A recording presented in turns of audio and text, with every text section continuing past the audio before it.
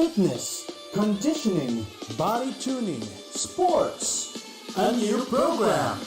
This year, we bring you a brand new Tambayan. Topics on fitness, health, and their benefits. Tips and tricks, techniques, guides, wellness. Only on FWSZ.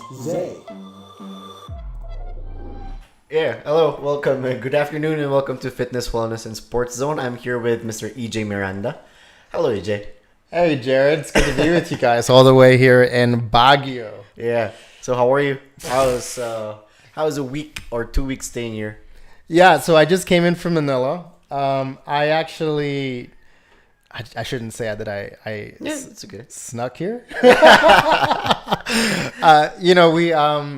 I was looking at a chance to get away, and my really good friend Mark Striegel, he has a house here with his family, so we had been talking about making a trip up, and shot our shot 2 weeks ago, and did the paperwork, got the test, and the checkpoint was okay, and for somehow I was able to stay here for almost 3 weeks now. Oh, that's nice. And golly, for all the people in Manila that are listening, I feel bad for you guys because I know it's so hot, and I see everyone's complaining, and to be in the mountains in the cool weather, it's really nice.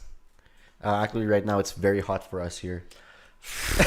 If this If this is hot for you guys, I don't think you would enjoy Manila. I'm already sweating right now a bit. That's sweating already? Yeah. Oh gosh. Yeah. It could be worse, but I promise you, you're doing well. So, how was the training here? How's it going? So basically when I got into Baguio, I stayed with Mark and his family for about 3 days, and we did a few workouts, but mostly ate because we're coming up here, we're gonna eat, and about 3 days later I separated and decided to spend basically the rest of my time with Lakai, and for safety and contact tracing purposes, basically if I only isolate myself within the Clyde group. Yes. And then just at home, working on music or work or, things of the sort. So it's the best we can do in these moments. But training is, man, you guys are tough. I'm going to be honest. How are you feeling right now? I've got a few boo-boos and scratches, but it's part of the grind. But what I think makes Team Lakai so special is just the embrace of the grind. Yeah. And really just, if you think you've done enough, you probably haven't done enough, and there's probably more you can do. And I really appreciate that work ethic. That's just something that makes you guys so special. And it's something that I think everyone should experience at least once. Just that grind and that feeling of wow. And the bond, right? Yeah, well, it's I think when you go through all that, I'm not gonna say sweat, blood, and tears, but I think it's easier to welcome in new people if they keep up and they really put in that hard work and effort. Yeah, exactly. And I think that's what's critical when you come visit a place like Lakai. It's just being as respectful and understanding to how things should be done and just how things are done, and just kind of respecting that way and just doing whatever it takes to catch up and meet those expectations. Yeah, that's me anyways. That's how. So you were a wrestling coach before, right? Yeah, so back in Texas, this was probably now 10 years, because I've lived the past 8 years in the Philippines. Actually 12 years. I was 12 that time. Yeah. I was wrestling for my collegiate team back in Texas. And in the off season, I would volunteer at the local high school in that city. And that was part of my experiences getting more hands-on with coaching. I was also working for a inner city private school. They basically dealt with a lot of at-risk student athletes and just students in general. And I ended up actually also coaching junior high and high school boys basketball. Oh, basketball. Which was actually really, really interesting, I think. Yeah. Can you tell us the difference of wrestling students from the basketball student? Like, the work ethic, the discipline. Can you just give a little glimpse of what are the differences of the two sports? I think there's a big cultural difference between kind of that wrestling mentality and the basketball mentality. I think for basketball, there's a really interesting synergy of like streetwear and culture and kind of like that hip hop scene. And the city that I lived in Huntsville, Texas, it's very predominantly African American and very affluent to that. So I think when you talk about kind of the differences, basketball is very much, I think, empowered by that culture, and of course watching the NBA and these kind of things. And so that's what I think kind of made it a bit different. When I was working, of course, wrestling for the university and helping coach the students, I think the athletes that I got to mingle with, they were more of just pure athlete mentality. I think back then the UFC was still kind of being more, more welcomed, but not as quickly. But they knew, that if they did wrestling, it would help them translate with the other sports, like football. So I guess the answer to your question is back then for me, it was more street culture for basketball, but for wrestling, it was more about, just I want to be a better athlete. I want to get in good shape, and this is going to help me with other sports. Are the wrestling students more active than the basketball students? Like, are the basketball students more lazy? Man, you're crossing a line right there. I don't know why you would do that. There's a different grind to the sports, and I think maybe coming from y'all's perspective as like a fight community, it's maybe a basketball player would not understand the feeling of like the grind and getting punched and keep smiling and keep working hard, but for basketball players, the kind of skill set and the pressure needed, especially with the team dynamic, like 5-on-5, it requires a lot of patience and communication. Again, as fighters, you get to train with the team, but when the competition goes in, and unfortunately for basketball, you have to work as a team, because if you have one weak player and they're not as a cohesive unit, you can get easily taken advantage of. So you're saying like if in a basketball team, even if there is one great player, but if the four other players are not communicating they're really not communicating at all, they're gonna be easily beaten by a 5 average basketball players who are very good in communicating. I'm pretty sure that's the answer. I mean, if you gave the ball to a 6'7" guy and he just kept dunking the whole time and they were able to work around that guy, I'm pretty sure they would have some success. But when you get to the highest level of competitions and whatever league that is, at the end of the day, the coach on the opposing team is going to say, hey, if we can shut down that one guy, we're probably going to be okay. Oh, yeah, that's true. So, I mean, I've never... It was actually a funny story for me. I never really got much into basketball except for like junior high. But when I was working in college, both of my roommates played basketball varsity for the university. So we had basically a house of varsity athletes. Yes.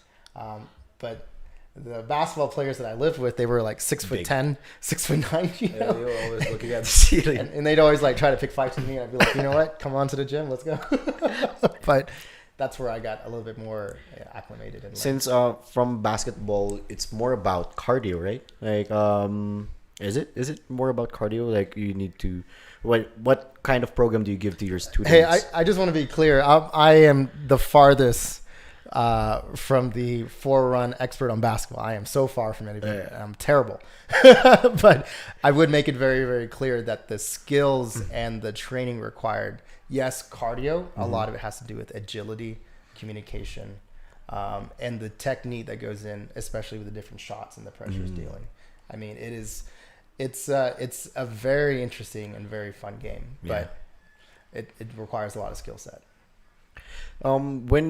How do you encourage the students to join these kinds of sports? Like, even if they don't do it as a job, like just for them to release stress, Are we talking about basketball or are we talking about wrestling? Any sport. I mean, I think for basketball, again, everyone knows basketball. We live in the Philippines and we're the basketball country of the world. And I've had so many great stories with a lot of PBA people over the years, like Vince Hizon. the former prince of the PBA from the 90s. And, I think it's easy for anyone to play basketball because if you walk down the street 5-10 minutes, you're going to see a basketball hoop in any part of the country. So basketball, no problem at all. I think when it comes down to sports like wrestling, I think that's a bit of a different take because I have seen the Philippines grow so much of their Brazilian jiu-jitsu and kind of that grappling scene, which is amazing. But pure wrestling, I think there are a few select groups, and there is the Wrestling Association of the Philippines. But it hasn't taken off compared to jiu-jitsu by far. And to convince someone to try to do wrestling versus like jiu-jitsu, I think can be a little tough. Oh yeah. Because I think everyone loves seeing the cool jiu-jitsu and the gi. Yeah, the gi, and you get to see the submissions and all the great highlights and clips, and especially from the UFC.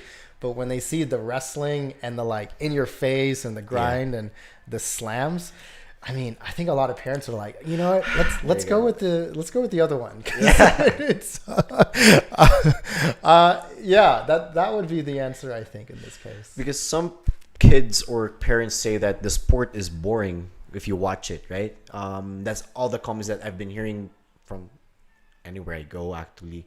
All that they want to see is action. I want action, but they don't understand the importance of wrestling and jiu-jitsu.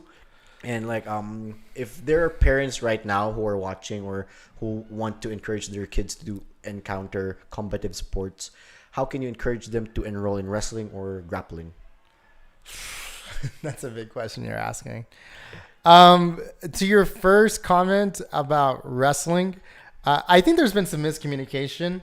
Thanks to watching a lot of TV and WCW, where you see professional wrestling with their get up and their not a lot of clothes on, but huge muscles, and then they power bomb or they jump off the tightrope. Don't get me wrong, it's still kind of cool to see it, even if we know it's kind of a bit of it is kind of real, I think. So I'm not gonna I think it's cool stuff. I love it personally.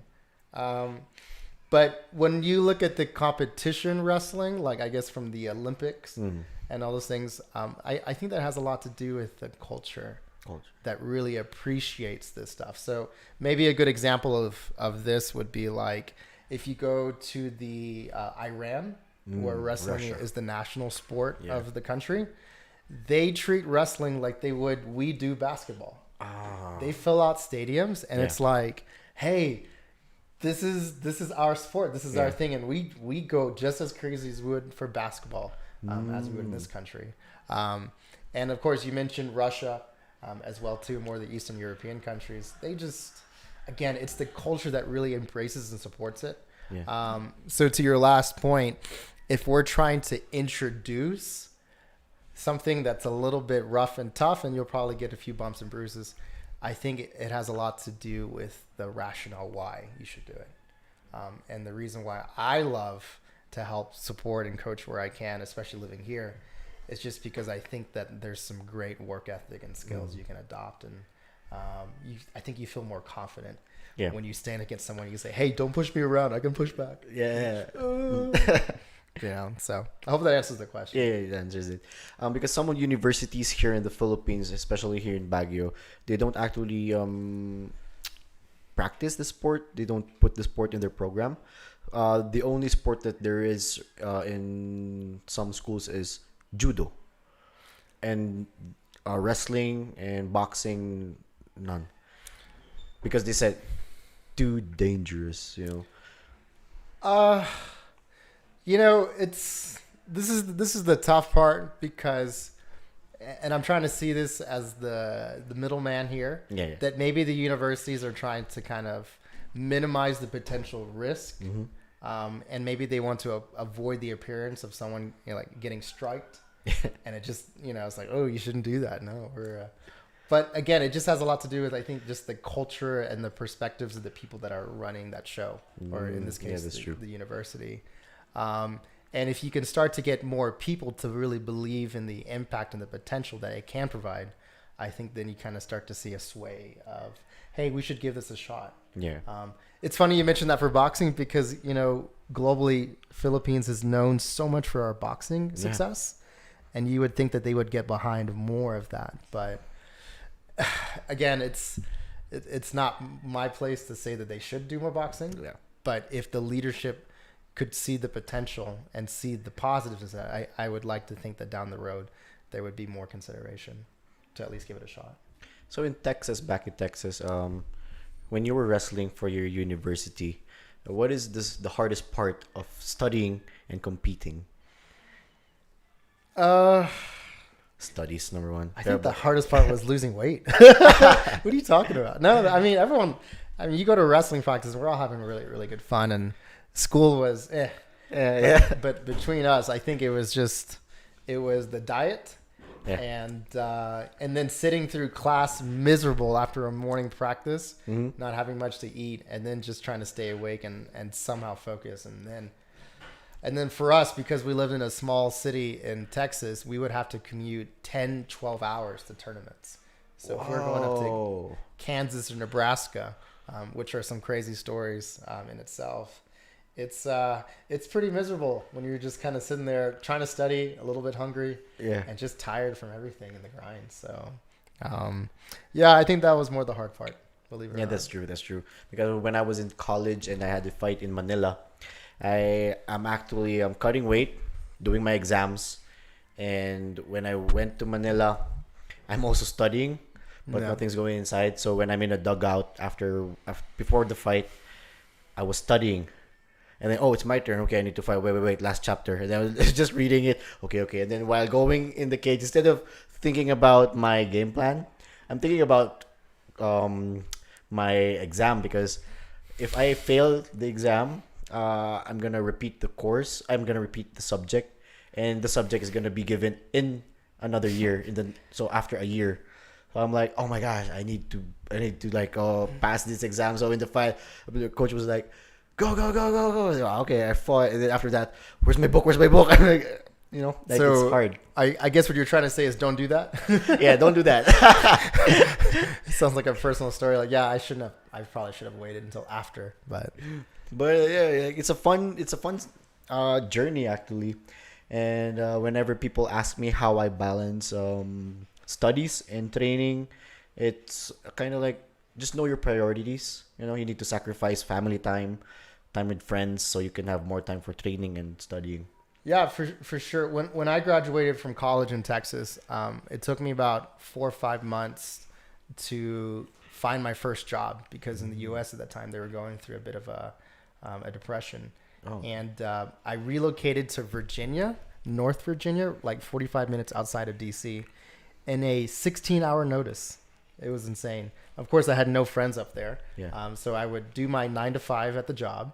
And then I volunteered to coach at the high school nearby, just because in my mind, I'm like, well, I don't know anyone, but I know I can do this and I can help out. And I think, in my case, I didn't have too many obligations outside of just those two things. Yeah. But I guess in your case, and if you have family and you live here, and it can be a bit of a burden to manage all of that, right? Yeah.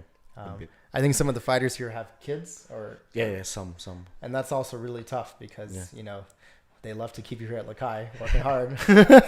That's why when you saw Danny a while ago, he brought his son here while he's teaching. Wow. Yeah. I guess it's just maybe part of it to bring your family where you are, for them to know and for them to be with you too while you're doing your own work. Yeah, no, that's I think that's the dream for everyone. Down the road, if you have a great setup and a community, and everything kind of revolves around kind of that area, that's really the best bet. I had coffee with Gehe Eustaquio. Yeah. About 3 days ago, and we were talking about this because he picks on me for living in Manila. And I'm like, Manila's not it's okay, it's cool sometimes. It's hot. It's hot. And we were talking about long term and kind of where he's ended up, and for Gehe, his life is here in Baguio. You know, he's got his fiance, his kids, the work, and of course the gym to train and get ready for the next fights. And you know, I told him, for me, my life and work is in Manila, but when I come up here to Baguio, it's like, hey, this is a great environment. It just, you know, I feel the connection here. So Like your happy place. except when I'm getting punched or kneed in the head. Today was a little fun. Yeah. No, it's definitely a happy place. And what I always appreciate about the vibe here is just the quality of just people that are just, you know, hey, there's actually, you know, you get in the taxi, you're going to listen to country music, and you can have a conversation in Taglish about, I like this country song. Yeah. Manila, it's too hot. And something about that just kind of warms my heart in a funny way.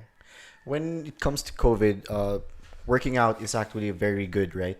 Like it boosts the immune system of people, but other people are kind of scared of like going to the gyms, to like exercise outside, like even just run because they might be in contact with other people. But how can you like say to the people that it's actually better for you to Man, go you out? are jumping on that fine line of controversy and I'm just kidding. No, you know, this is a very interesting time to be alive, I think, for everyone. Yeah. And especially for athletes and those that do this for a living. This is not the best time to be alive, obviously. I think, you know, for the Team Lakai community to have such a closed kind of group where you can still train and kind of incubate in that bubble, I think is amazing. And that's what I was excited to come up, of course, with the right testing and following the procedures. But I think for fighters and those especially in Manila and around, I have quite a few friends that are trainers and are preparing for pro fights. It is just, it's tough. Yeah. We want to be respectful of the COVID rules, and we have to, because this is, you know, the government has the mandates on us. Yes. So I think really the important message that I would just impart is, you know what you have to do for yourself. You know, the workouts you can do by yourself, all the training, you know, do that and do that well. And if you decide to step into a bubble where you get to start training with others, you know, take every chance you can to follow the right COVID protocols, especially in a close group like with Lakai. Make sure you have your right testings and you're cleared. And then if you can make it work, then go get it done. But yeah, this is tough. We definitely live in a weird time where, as much as we know that the athletes and conditioning and working out boosts the immune system, which it absolutely does, we also have to respect the government's wishes on how things should be done. That's true. So this is me playing both sides. Yeah. I'm trying. Oh yeah, because you just got your passport, Philippine passport. Yeah, it took me 4 years of processing, but I am now a dual citizen. Nice, And congratulations. a citizen of the country. Okay. I wish I could take an oath, but they don't allow oath taking because of COVID. Oh, But okay. I would have totally stood there, you know, and been like, try to memorize the song or the anthem. Yeah. I don't even know I shouldn't say that. I need to learn the anthem by the end of today, and then I can be more proud about it. But, Do you have anything else to say to your fans, or any anything that you want to say? anything I want to say? Yeah, What do you yeah. want to say? Yeah, like just say in Tagalog. I want to say I want your final words in this podcast to be in Tagalog. Oh, we're wrapping up. Yeah. Ouch. That was no. There's you know. Anyways, it's first off. I just wanted to say thank you to Coach Mark and the Lakai guys for allowing some crazy guy from Manila like me to come up every once in a while. No, it's an honor to be with the team and to grind with you guys. I will say that sometimes I feel like y'all's choose toy, because it's like, oh, there's EJ. Arr, let's chew him up to bits. And the first week I'm always like, you know, and then second week it's like, you know. But I think that's just part of the fun and the adventure coming up with you guys and training. So my hope is, yeah, I'd love to continue to do more of this and support in any way I can. So. And you have your Spotify, right? Man, we don't talk about that here. Yeah, it's okay. It's embarrassing. Okay. I just launched my Spotify yesterday, actually. So after COVID broke out, I couldn't go outside and train, right? Because everything was locked in. But I have a keyboard at home, and I've been playing like for 18 years. So I started to practice and practice again. And before I knew it, I started having collabs with like local up-and-coming artists in Manila. I actually composed my first movie with Viva Entertainment 3 months ago.